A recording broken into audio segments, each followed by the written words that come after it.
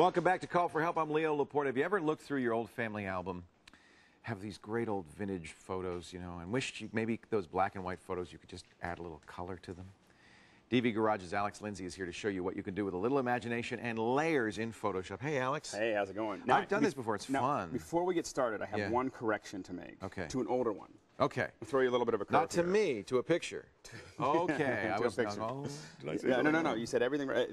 So we're going to color correct a photo. Yeah. Now here's the deal: this is actually a matte painting. This is the Metreon in San Francisco, and but what I'm doing is I told people to do this. So and it's actually correct, but it's not very efficient. So this was something that you did on our website, or yeah, it's on the website. It's been in a couple different tutorials. So we're going to improve it. The thing is that, you know, while I know some stuff about Photoshop, there's guys internally that work on training internally that know like 10 times more than I do. But you can never know all of it. Exactly. So I mean, there's people who are, you know. So one of our guys, he's working on a product right now for Photoshop, and he was watching some of these to kind of get, and he goes, you know, dude, you should not tell people to do it that way, because I get files like this all the time, and I don't want to get any files. What's the best way to do it? What I did is I told people, if you copy this and set it to hard light, it'll make the colors more intense, more rich. Beautiful. You can do that by adding any one of these adjustment layers. This is just an adjustment layer down here, and say OK. And if I change that to hard light, does exactly the same thing. However, somebody later on. Well, the file is half the size. Oh. Because it's not two images stacked on top of each other. It's just the changes. Oh. So use levels for adjusting. Or any of these adjustment layers. You're just adding any adjustment layer. Got it. And just setting that, and it just does. You actually don't want to make any changes to the adjustment layer. Okay. You just do that. Anyway, that's a little correction. So okay, that's correction. Now let's get to colorizing. Okay, we want to make sure, because it saves a lot of space. That's good. It does. Very important. All right. So what we've got is this black and white photo. Beautiful photo. And this is actually this was actually a request from one of the viewers. Okay. So they wanted to know how to colorize a photo. Great. And so what we're going to do is we're going to create a new layer. Always work in layers. Yeah, so we're going to create... Even my daughter now knows that from watching you. It's great. It's definitely... It's great. It's the way to go. So what we want to do is we'll start out by adding some color to this mud wall here, okay? So we're going to pick a color, and we're not too worried about what color we're going to pick. We're just going to grab something that's kind of brownish. Okay. And what we're going to do is we're simply going to start painting here, I think. Now, do you have to get it inside the lines here? Does that matter? We have to figure out why...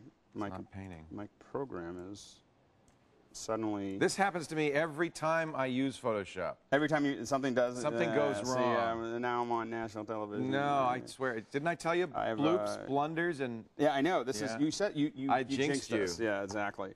And I'm completely Why isn't it painting? At a loss. Is it a selection? Is it this? For whether I... Mode is normal? It was. Okay. Okay, good. I was getting ready for the bump before the show. Oh, you had a selection. So I had a selection. So, so now I'm painting this. Now that really, it's not what I imagined when you said let's colorize a photo. Oh, but see, it'll look really nice and cartoony, and you know, you'll have this. Anything. It'll kind of make you. Where'd all the texture go? All right. We'll sync this in a little bit. So now watch this. If we take this and change it to color. Oh.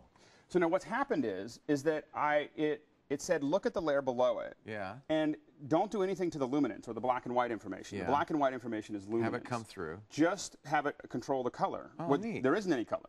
So now we have, it's only applying color, but it's keeping all the black and white information. Now you did it fairly well within the lines here too. So I drew in, I drew it inside the lines. Now, one of the things that the problem is going to be dealing with our people. Like, how do I do the ground below here and not have it, and because if I have to draw, let's pick it's going to be hard. You're going to have to be drawing through his pants and stuff. And here's another key to this, is create a new layer for every color.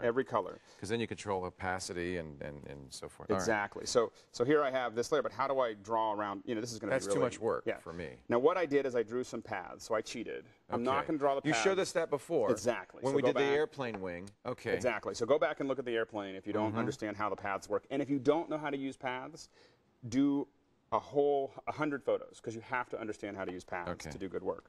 So paths are very important. So what we've done is you've done selected the people, basically. Yeah, the paths, I converted them to a selection. So now now they're isolated. Now if I invert that selection, just say select inverse. So it's everything but the people. Now I can just... You can color everywhere. I can color anywhere I want, and I'm not going over the people at all. Beautiful. So now we have this. Now, here's another way to... One more minute, so let's... 1 more minute. 1 more minute. All right. Oh, I'm sorry. No, it's no problem. Time is always the problem. Instead of going to color, color is the one that makes the most sense, which is why I showed it first. Yeah. But what you most of the time what you want to do is you want to use soft light. Soft light.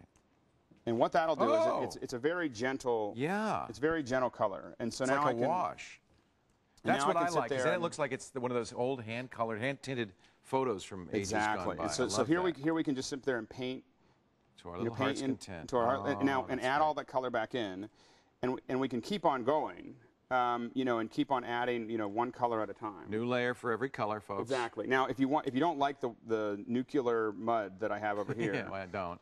How do we change that color? We can just simply go up to Image, Adjust, and go to the Hue and Saturation. And you can take it any color. And simply just desaturate it. You can make it it's a little desaturated. little less, and I can make it. So pink. My thought was maybe I would use opacity to do that on no, that layer. No, you don't want to change the opacity because that would just lessen the effect, but the color would still be really saturated. So by doing this, we can simply you're desaturating it, exactly. And that's what all those hand-tinted photos really were. Was a kind of desaturated color. Exactly, and if you bring the saturation up, I mean, if you do a lot of work, you can make it look like it was a. Let's see. Did you finish this? Got it pretty close. There's a colored version. Look, it doesn't. It has this neat surreal effect. Right. That I just love. Right. I mean, there's something about it. It's just marvelous. And that represents about 20 minutes of work. Even the blue sky in there? How did you do that? All right. I know we only have a minute. You cheated. I think you did something. What I did is I copied this layer, and this isn't an old tutorial. Okay. I copied this layer, and I increased the contrast like this. Yeah. So now I have this really, see these little white? Then it's easy to get a selection. Then if I drag this to a selection, it selected those areas. Then I just painted the blue in. Dude, you rock! He's so good. So that's. So a couple of things people should keep in mind when they're doing this colorizing to old. It's all about the soft light. Yep. Colorize soft light, but soft light's better. Make selections where you need to isolate complicated areas. And finally, make sure you have different layers for every color. Each and every so that color. You can individually adjust those control areas. it. I can't wait. I have a bunch of vintage photos. I can't wait to do this and colorize them. What fun. And if we're starting to get emails, just so people know, on the website. This was a request. This is a request, and we have on the website today, we have the email to email us. Email me directly. It says Photoshop tips at DV Garage. Great. If you got a question, if there's something you can't figure out, email us, and we'll keep on just fixing people's We want to get people what they want. Yep. For a step-by-step tutorial on colorizing your black and white photos, just head over to our website, techtv.com/call for help. Thanks, Alex. Coming up next,